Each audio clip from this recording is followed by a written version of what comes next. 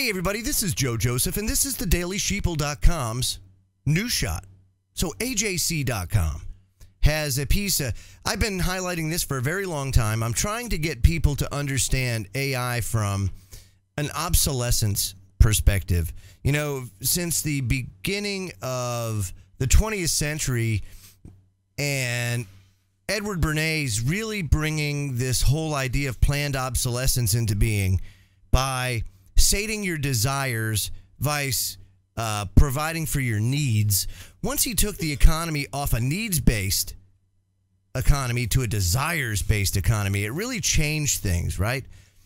And so AI has, over time, become more robust and more prevalent in our lives. We see it in Facebook. We see it in Google and YouTube. Now, you know, AI is the one that kind of polices your videos and makes sure you're not copywriting things and, copyright violations. And, your news feed is tailored towards what it thinks, the AI thinks you're interested in. That kind of stuff. And then we saw it kind of dive into the labor market with, automated administrative assistants and self-serve kiosks at fast food restaurants and the automatic tellers at supermarkets, without the cashiers.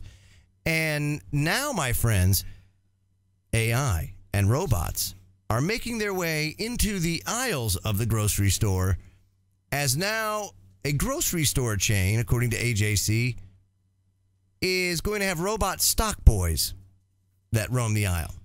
So now we're starting to see this. Again, it's starting with your low-income jobs where they can replace it and get their value back in a very short period of time, because just how much it costs to employ somebody and then pay for the benefits and any sort of like 401k match you might have to put in. All that stuff costs money, right? It's all part of the overhead of hiring somebody.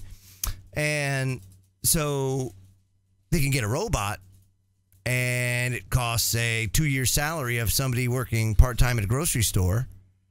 Then why not? 2 years, done and gone. That robot will still be there, and I'm not paying benefits, and I'm not worrying about, he's calling in sick today. Nope, not happening. Not with my robot. It says in the beginning, is this the beginning of Skynet? It says robots being hired to help out shoppers at a St. Louis grocery store chain. Tally, it says, will be working the aisles at Schnucks grocery stores, looking for items that are out of stock and checking on prices. The robot's being tested at a store in Richmond Heights in an area of St. Louis. A second will be tested at another store in the Kirkwood area. The tests are expected to last about 6 weeks. And if the robots end up working out, why, the program could be expanded to more stores in the chain. Each tally weighs about 30 pounds and stands about 38 inches tall. The base, according to the St. Louis Post-Dispatch, looks like a vacuum drum. A robotic vacuum, like those Roombas, I think they're called, or Zumbas or Roombas or whatever. Now, when it's on low power, Tally will return to its charger just like one of those robotic vacuum cleaners. And it has sensors so it won't bump into carts. And while Tally doesn't have arms to actually physically restock shelves, it does scan items to make sure that they're fully stocked. So now this thing is going to go around and do its inventory. Now you don't have to have an inventory clerk, because now the robot will take care of that. And when they're not doing inventory, it sends data to store management so that they can have somebody refill the product, or in the future, it will order it. Now, Tally's already being used in Target stores in San Francisco. So again, what we're seeing is, just like planned obsolescence, where you might have a car for X number of model years before you have a new version of it. You have the new and improved version of it. Why? It's not that the old car was bad. It's not that it didn't work. But people's desires. You have to keep sating their desire. And just like planned obsolescence, now human beings are reaching this point where human beings are being considered obsolete. And they're being phased out of the labor market slowly but surely.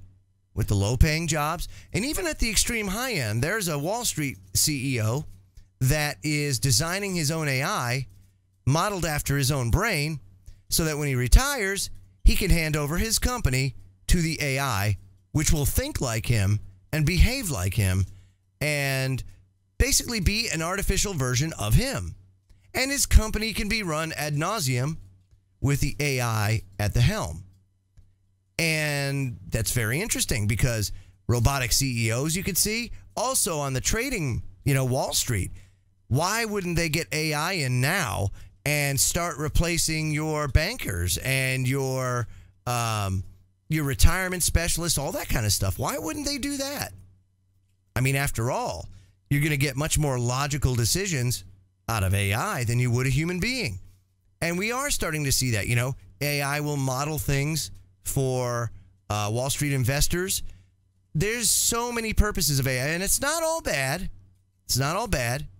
If we roll it out right, it could actually be very beneficial to humanity. The problem is rolling it out right, because there's always people that will take advantage of a good situation and a good thing. I'm Joe Joseph. This was thedailysheeple.com's News Shot. Feel free to comment below and visit our website at thedailysheeple.com. Have a great day, everybody.